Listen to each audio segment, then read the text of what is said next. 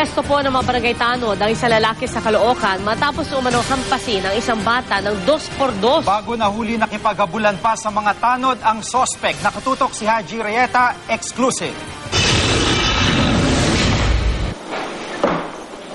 Kanabos ang lalaking ito matapos unong hampasin ng 2x2 ang isang bata sa Barangay 98, Caloocan City kagabi.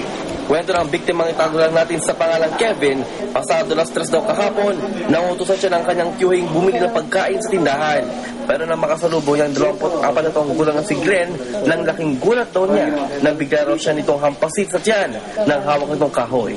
Pagbalik ko po, pinalo na lang po ko bigla ng 2x2. Ano ang itsura niya? Galit ba siya? Hindi naman po.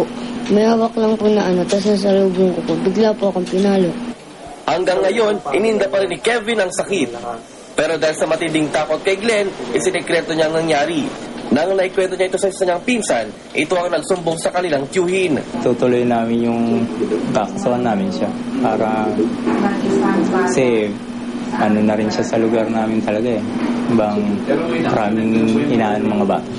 Inaresto si Glenn ng mga opisyal ng barangay. Nakuha sa kanya ang isang balisong. Ngayon po, ang nangyari po yun, nagkahabulan yun. Eksakto naman na parating po kami, papatrolya. Doon na namin na pinuntahan. Reklamong paglabag sa RA 7610 o ang Child Protection Act ang nakatagdag isang pa sa sospek. Haji Rieta, nakatuto, 24 oras.